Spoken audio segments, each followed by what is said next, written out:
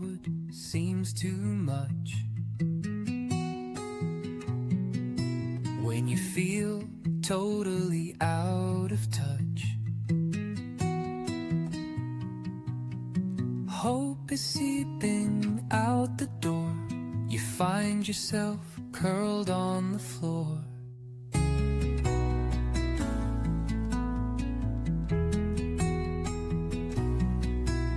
The thoughts swirl round all jumbled and messed. Why is this brain so darkly obsessed? I've secrets I've never confessed. Haven't told a soul I am depressed. A gentle whisper through the pain. Remember, rainbows follow rain. Breathe deeply, hold on tight. Your hope will return, shining bright. Embrace the now, release the past. In forgiveness, peace will last. You matter deeply. You're not alone. Reach out, let your strength be shown.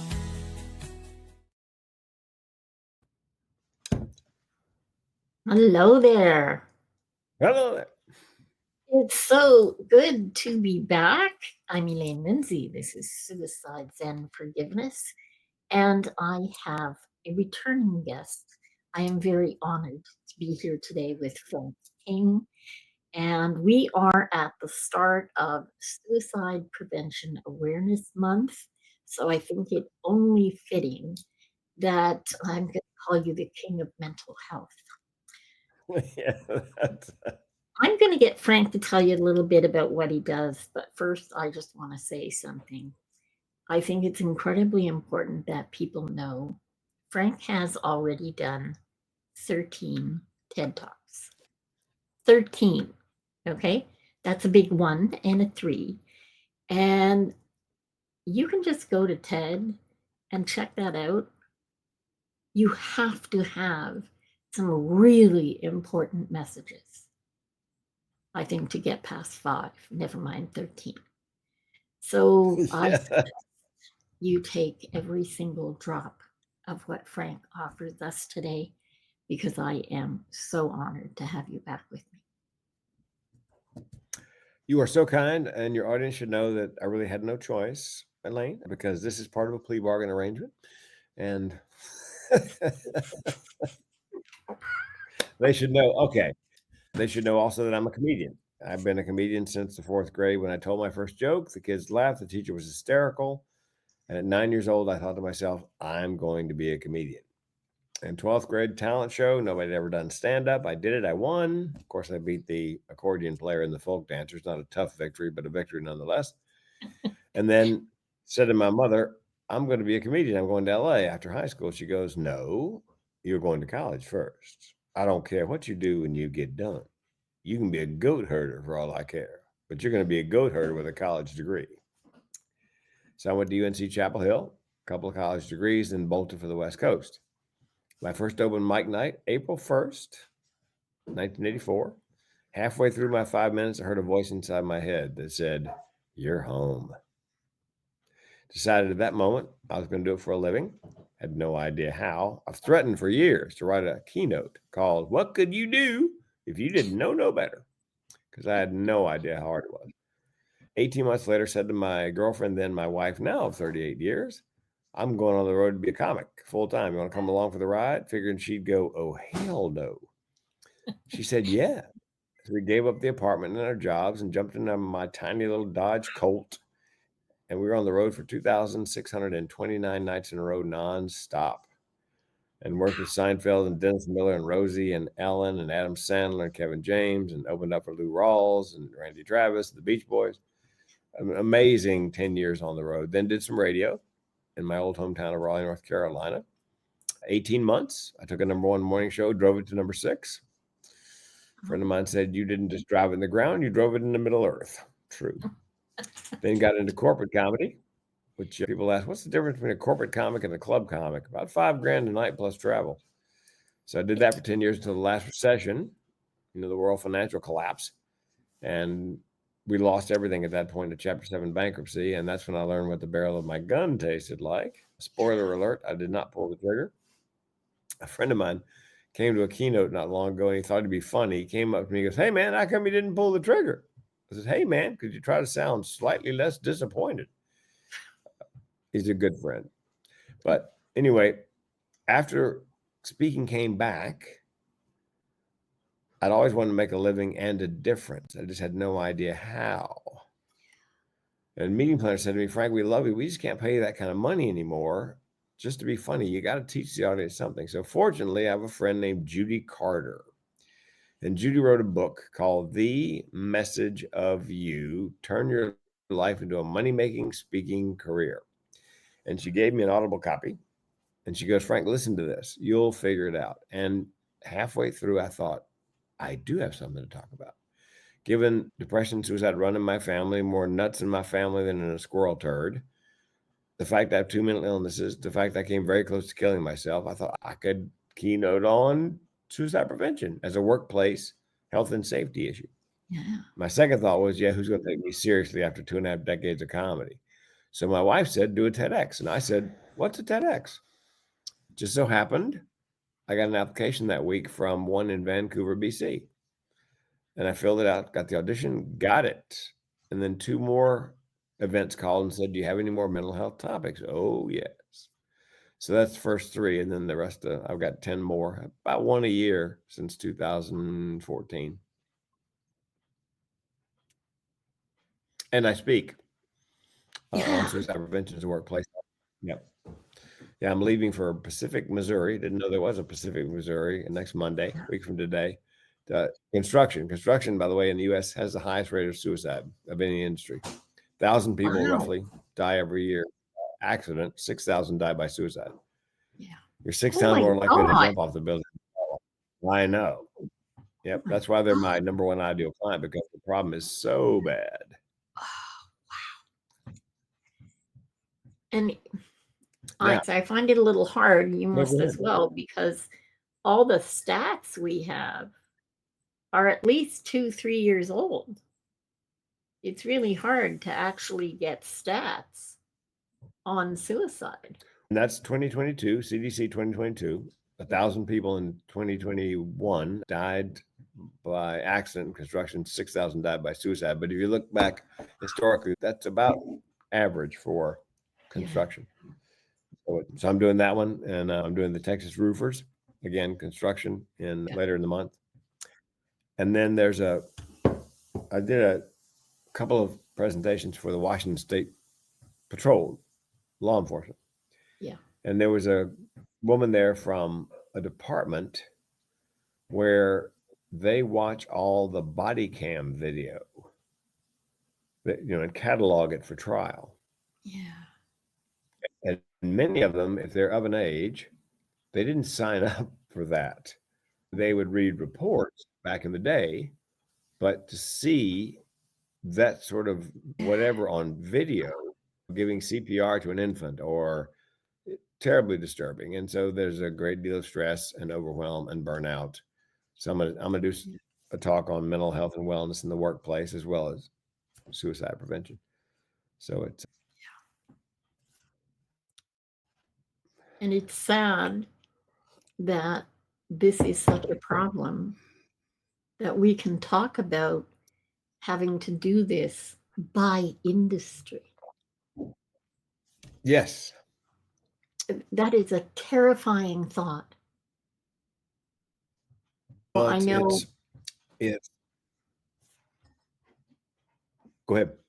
Oh, I was going to say, I know early on in COVID, what was shocking to me by the end of 2021, one of the big industries became veterinarians. And still is. Veterinarians, physicians, scientists. And people ask, do you do the same keynote each time? Pretty much the same keynote, same learning objectives, same takeaways. The difference is the risk factors. The risk factors for veterinarians are different than the risk factors for people in construction. However, Right. veterinarians, physicians, dentists, and attorneys, it has become suicide is a result, not the actual issue, because what the issue is, many of them come out of college in the US with $500,000 in student loan debt before they open a practice. So there's financial stress, which leads to mental and physical stress, which leads to heart attack, stroke, depression, suicide. So those professionals, those practices, they have that in common very much. Whereas construction, it's deadlines, seasonal work, relatively low educated. Yeah. Plus they treat injuries oftentimes, opioids. So that's their risk factor. Yeah, the pharmaceutical addiction is as high, if not higher, than street addiction. We just don't really Yes, talk about it. and over 100,000 people die from opioid overdose every year in the US. And what we don't know is how many were suicides, how many were accidental overdoses. Accidental. Because Yeah. if there's no note, you really don't. And that's separate from the suicide statistics. When I started my first TEDx talk that year or the year before, 39,000 people died by suicide.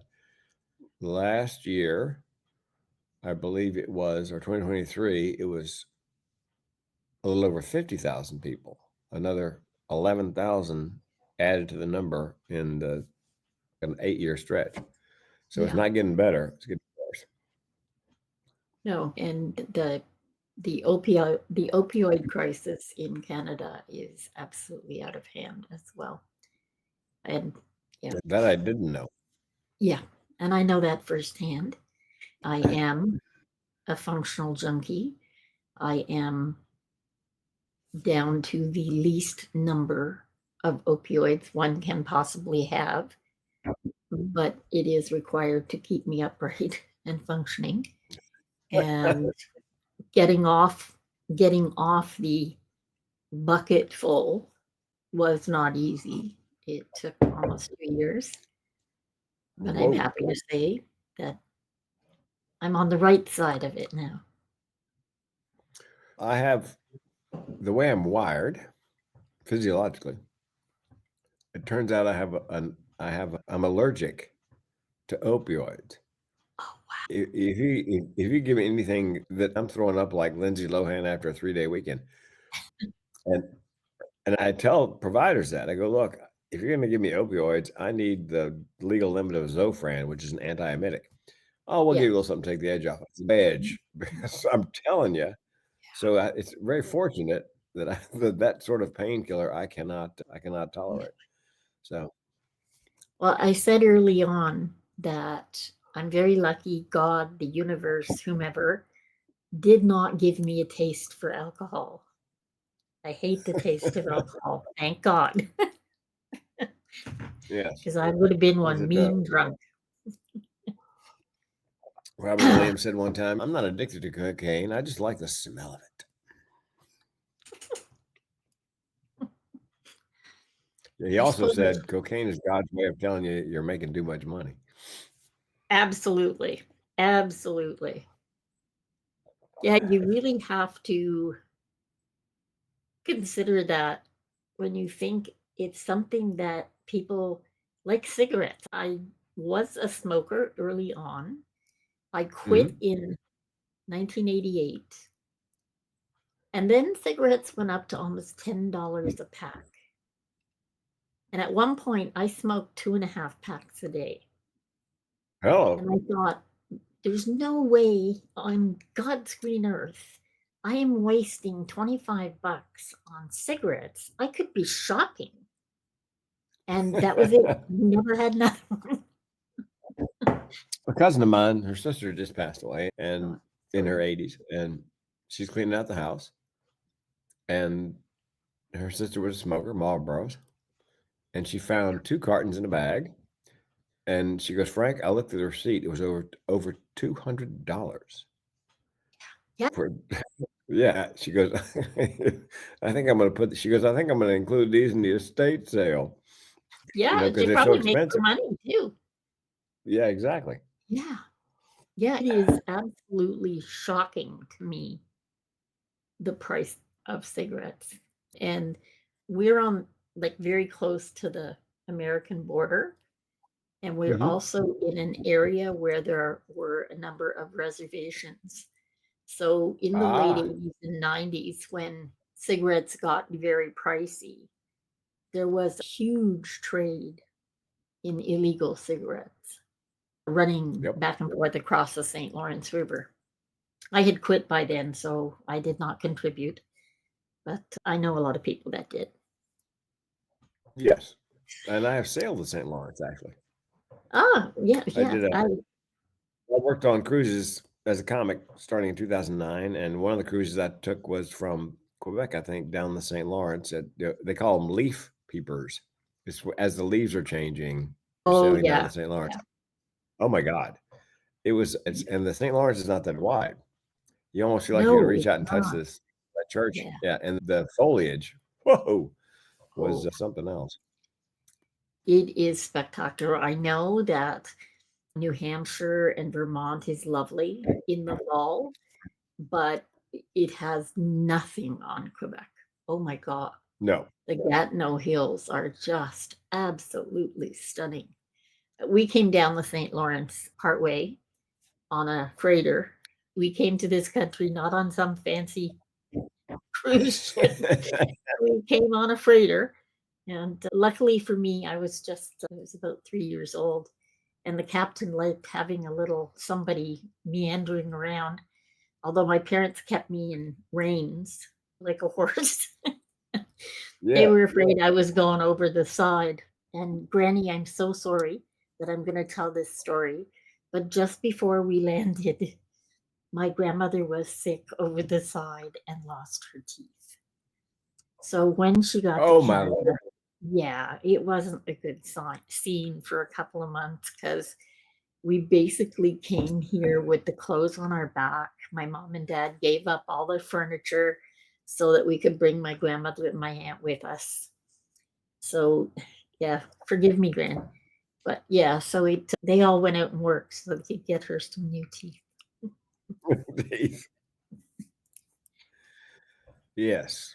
Hey, And we we talked do about what we last have time. to do. That is correct. Last time I talked about the chronic suicidal ideation, Yes. which is rare.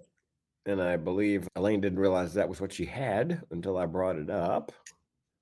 And that has recurred in my career. Generally, at my keynote, at least one person in the audience has that. They have no idea it has a name. They think they're just some kind of freak and all alone. A young woman come up after a college presentation and said, "Thank you for your keynote." I said, "You're welcome." She goes, "But I got to tell you, it made me weep." "How did it make you weep?" She said, "You know your story? I tell a story about chronic suicidal ideation means that for me and Elaine and people in our tribe, the option of suicide is always on the menu as a solution for problems large and small. And when I say small, my car broke down a couple of years ago. I had 3 thoughts unbidden: one, get it fixed; two, buy a new; and three, hell, I could just kill myself." So she says, "You know your story about the car? Get it fixed, buy a new, and kill yourself?" I go, "Yeah." She goes, "I've been having those thoughts all my life." I had no idea they had a name. I thought I was just a freak, completely alone. And when I heard you say it out loud, you have it, it's a thing, I realized for the first time in my life, she said, "I'm not alone." And I wept. That's the power of starting the conversation on suicide, is things like that. And so, but it does exist. It's not in the DSM-5. Hopefully, it'll be in the DSM-6, Diagnostic and Statistical Yeah. Manual of the Big Book of Psychiatric Diseases. But yeah, it's relatively rare, and it doesn't make sense to normies. What? No. Your car broke down, you kill yourself? No, it's not a serious thought. I could finance another one. I'm not gonna die over a bad radiator. But and Elaine apparently didn't know that she'd been living with that her entire life. It was the very first time you were on back in 2021, and you talked about it. And I can remember it was like I was watching Prices Right. Ding, ding. There, you got it. Like, oh my God. But as a Oh, child, I just, you know how you just assume everybody thinks like that? yes. As a little kid, I had these horrific fevers. And for a long time, they didn't know what they were. And my parents ended up borrowing thermometers from everybody in the building. Now, luckily for my parents, there were only 12 apartments because I bit through every one of them. I didn't like those things. I was a bit of a brat. And I bit through them, and my parents had to take the grocery money and replace people's thermometers. But what happened, they would all traipse into our apartment with their ice cube trays because the only way to get my fevers down was put me in an ice bath. So Ooh. very often for me, it was, let's see, get in the bath or jump off the balcony. I think I want to jump off the balcony. But it was always hard because they were forever pulling me back in the house. And like you said, it was for everything, like crazy things. By the time I was in grade 3 and I was stuck with this curly hair, I can remember one morning my hair was just so curly. And I'd been called Shirley Temple for the umpteenth time. And I thought I could just say I'm sick and stay home for school, or I could just end my life. Because that, to me, just, it was always on the table until I lost my friend at 16. And it came into very sharp focus what that meant to just end your life. And then it became a battle inside me.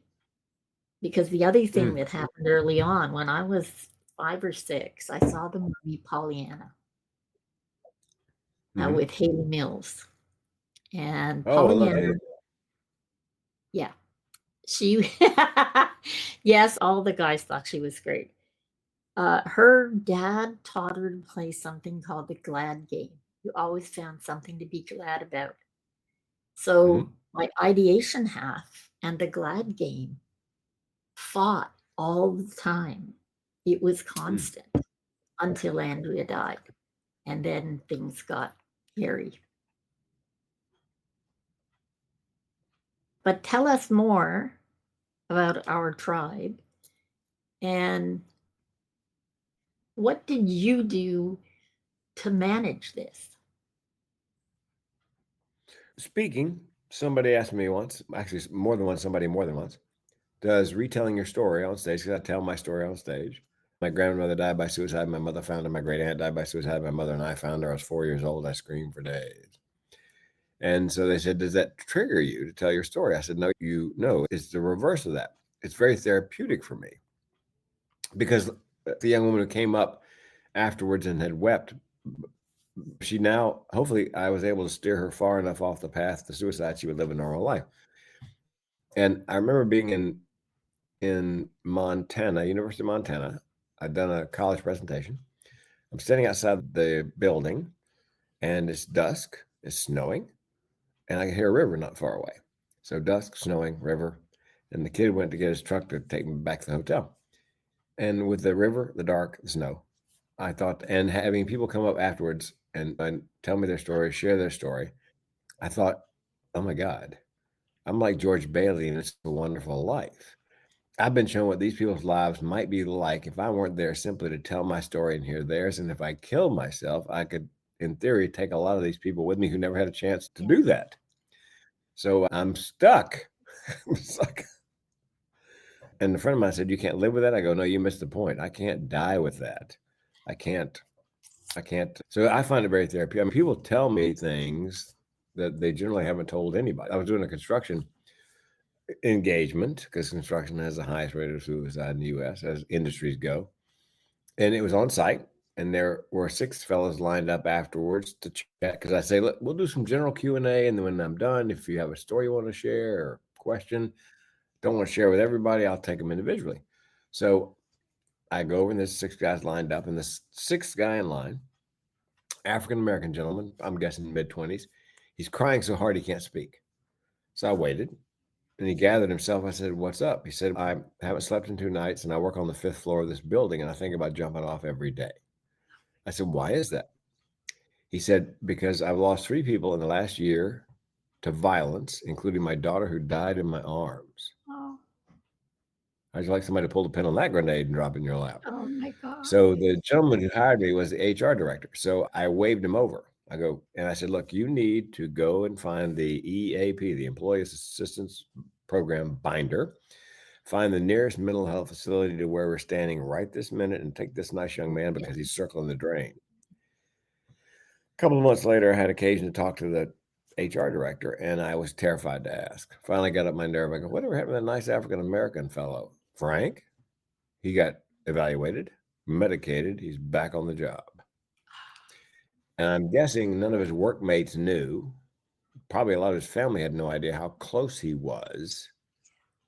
So that I find very therapeutic. I did a military base, the National Training Base for the Army, and it's in California, just off the Interstate 10, Fort Irwin.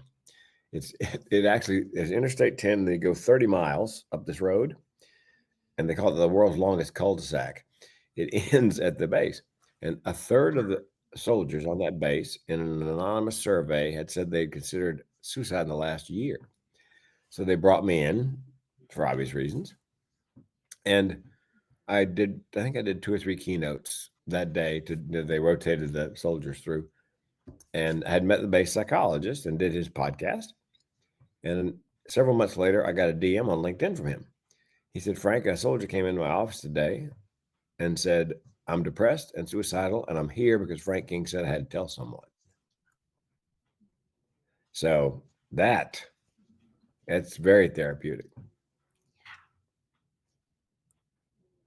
Yeah, so you My can't. goal, I can't. My goal is to save a life a day. That's my goal. And I assume I've probably done better than that because you don't hear from everybody. Oh, yeah. But I assume hopefully I've done that or better. You reiterated the whole point of doing this podcast, because sharing your story lightens your burden. And if we can offer hope to one person, yeah, absolutely. And to me, that is so important, because I know I see both sides. I see how you can be drawn to leave, and I see how you can be drawn to stay. And I've seen the results of all of that. I lost 6 people before I was 30 years old. So it's, yeah, it's a lot. And it doesn't stop. That's the aim. Somebody may see this and have chronic suicidal ideation and has just realized, they're watching us right now, that's a thing. Yeah, that's what I'm hoping of. I met a young woman. She and her mom both had it. And you thought everybody had it because the two of them had it. Yeah. I said, and I think it was the same event. I finished my speech. I came out into the lobby, the foyer, and a woman got up and followed me out, and she was crying. And she, again, had no idea that it had a name.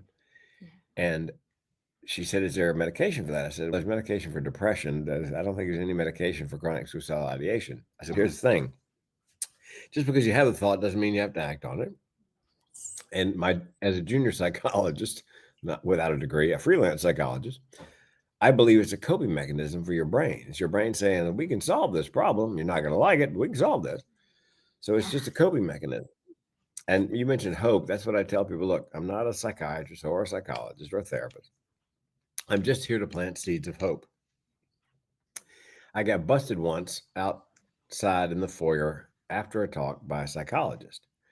And he said, look, what qualifies you to talk about suicide prevention? You're not a psychologist. You're not a psychiatrist. You're not even a therapist. And I said, I can tell you what the barrel of my gun tastes like. Yeah.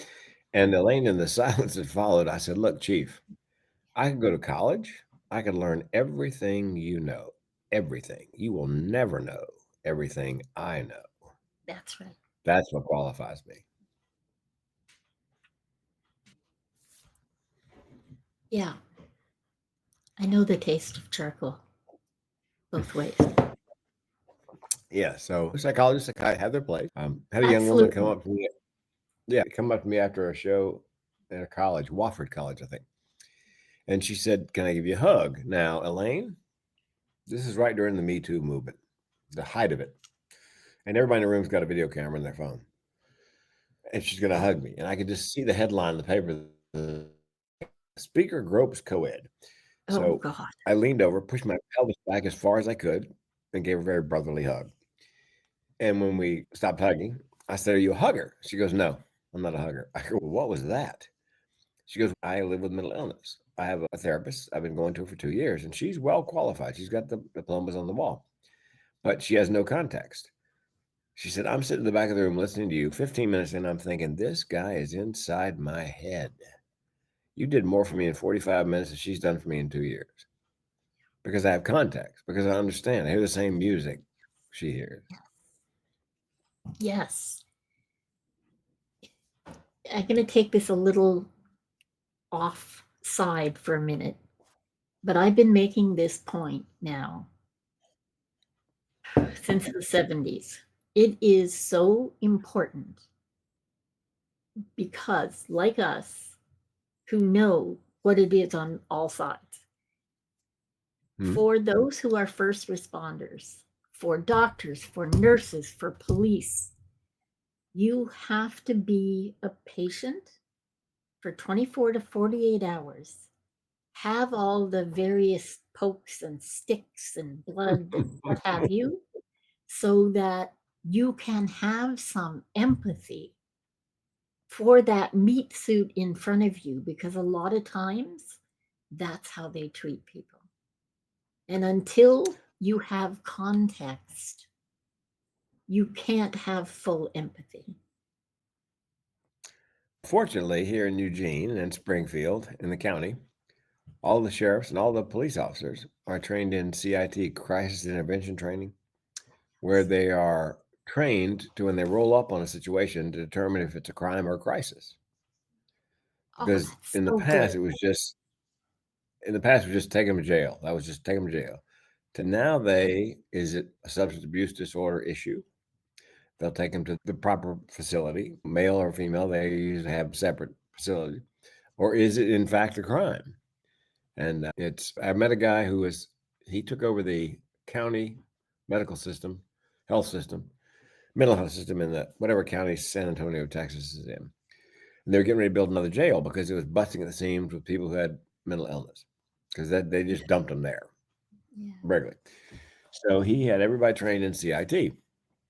And within a year, and the department was in the red because of within a year and a half or so, they had decided not to build a new jail. As a matter of fact, they were renting out jail space to other counties because they were taking people who had mental challenges, substance abuse, whatever, to the proper facility, not just dumping them in the jail. So but it takes something. You have to get the training. You have to understand. Yes. There was a guy, he gave an example of a guy, they rolled up on a situation. I think it was a Vietnam vet, and he was, sure that the Viet Cong were after him, and he's hunkered Yeah. down behind something. He's got a weapon. One of the guys who was the police officer had been to Vietnam, an older guy. So he sidled up beside him and said, "Hey, brother, what is it?" They're surrounding us. "Yeah, I know. Listen, I can get us out of this." So he did that participatory therapy where you don't deny what they're seeing or feeling. You join them in there wherever they are. And sure enough, that was enough to get him to calm down, and they got him to the proper facility. But he had to it had to be somebody who had the CIT training and could relate to what the guy was going through in terms of war, understood what the guy was seeing. Yeah. And it's interesting because before we came on air, we were talking about my father and Mhm. dementia. And I had said to you that we follow the British protocol from contented Yes. dementia. And it is Yep. about getting into their world. You follow the expert. The expert is the patient. They've never been in that world before, and you certainly haven't either. So follow them. And in a bigger respect, that makes so much sense. Yes, It's because the person. human nature is to try to reorient them Yeah. to what is real, rather Yeah. than do that, because that just frustrates them, and they get it's terribly frustrating. You're not in whatever, you're here. But yeah, I think it's called Oh, participatory therapy where you just join them. Where are you? yeah. I'm in And Greensboro. it's all What are you follow doing your lead. I'll go where you here? are. But Yeah. when you see there's a lot of dementia around us, and when you see people Hmm. constantly correcting someone, it's frustrating to be corrected over and over again. Doesn't matter whether you're right or not. It's just frustrating. Hmm. And a gentleman, as we were leaving, we were at a doctor's appointment, an eye appointment for my dad. And we got into a sort of a rhythm. On Mondays, my father called Monday morning, and it was a very short conversation. No, there's no paper today. Yep, I know. Nope, they're charging the same amount, Dad. Yep. You know how they like to make money. The paper had stopped 3 years ago, and this was the Monday conversation. We're at the eye doctor. It was he was down to about 30 seconds of memory. So it was, why am I here? Who brought me to this doctor? Who called them? And that went over. And this gentleman, as we were leaving, he came up and he said, my God, you have a lot of patience. I said, actually, I don't. I just love my father. Yeah. And it was no skin off my nose. I was there whether or not I was answering the same questions. That didn't really matter. I love my father enough to do that. And I think we have to be able to love our neighbor, our homeless person, our person with a mental disorder as much as we love the rest of the people around us because they're human too. I have a friend who I believe has untreated schizoaffective disorder, and he was Mm. experiencing visual, auditory, and physical hallucinations. And he said, "Do you believe me?" And I said, "I believe that you believe that's Yeah. happening.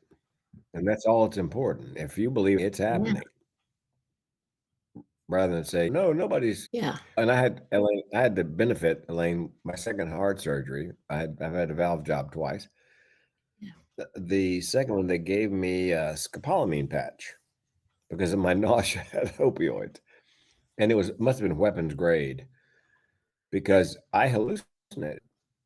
I saw 6 foot tall cartoon characters with whom I had Wile E. Coyote and Quick Draw McGraw, had full blown conversation. My wife said I was operating an abacus in midair to the point where she said, "Look, if you don't stop hallucinating, they're not going to let you leave."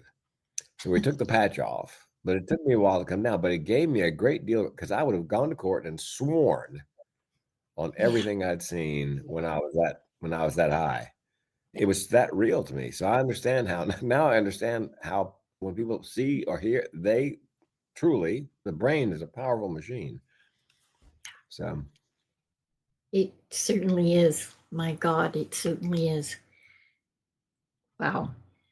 I love that we've covered this because you took me to a whole new place. And I think I might have said it, but not enough. Thank you very much for oh, you're giving welcome. me another piece of the puzzle that is me. It's been an interesting puzzle to try and put together. There's still a couple of extra pieces, but what the hell? There you go. It's comforting to find out it's a thing. What you're Yeah, experiencing is actually a thing. It has a name. yeah. I think that's probably the most important piece, that it has a name, meaning it's not just me, but it's not Mhm. everybody. And it does take it down a notch from Hmm. where you can overblow things in your own mind when you don't know anything. And I think there's an awful lot more to unpack. I think there's an awful lot more to unpack just with you, Frank, because there's always something else. You are an absolute font of brilliant information, and you are funny as hell. Every Thank time you. I've seen you, and I have seen him in real life more than once, I think it's just incredible. I would like to ask you to come back, please. Sure. Absolutely. And on that note, what can you leave our audience with today? One little 8 out of 10. Yes, this is what I'll leave my audiences with. 8 out of 10 people who are suicidal are ambivalent. They cannot make up their mind. 9 out of 10 give hints in the last week leading up to an attempt, which means you can make a difference. You can save a life. And you can do it by doing something as simple as what we're doing right here, and that is having a conversation. So you don't have to be a mental health professional to stop a suicide. You just have to care. That is so good. I actually coined a new hashtag in the past, I think, month and a half. It is conversations. I want us all to start a conversation, because when we think about it that way, we understand how important it can be.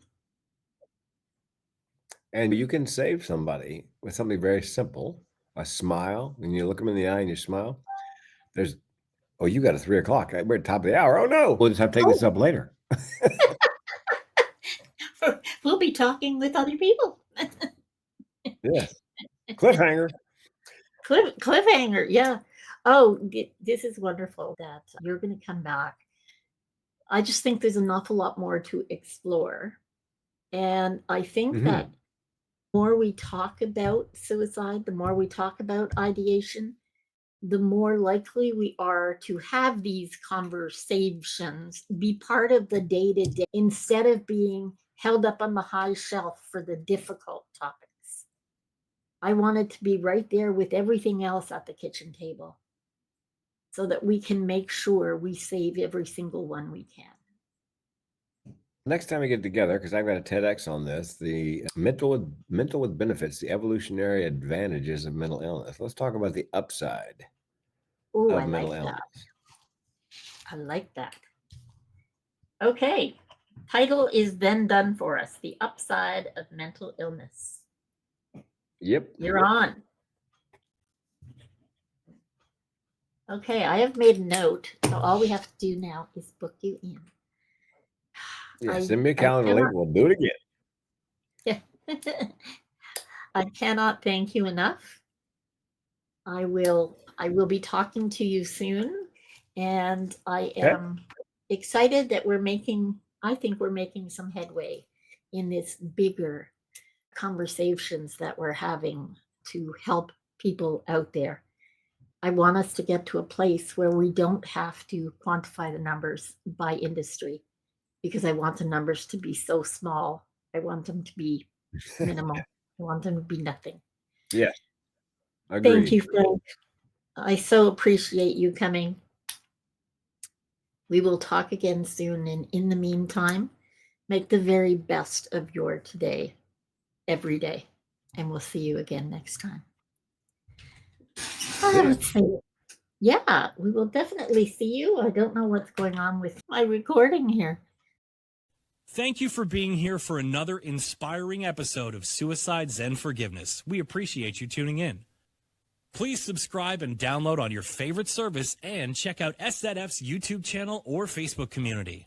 If you have the chance to leave a 5-star rating or review, it'd be greatly appreciated.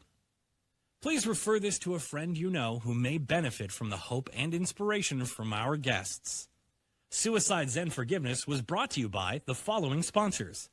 Truel Social Media, the digital integration specialists. Let them get you rocking page 1 in the search results. Canada's keynote humorist Judy Croon, motivational speaker, comedian, author, and stand-up coach at Second City. Judy has been involved for over a decade in the City Street Outreach Program in Toronto. Do you have a story to share? Do you know someone you think would be a great guest? Please go to szf42.com. And for our American listeners, that's szf42.com. Thank you for listening, and we hope to see you again.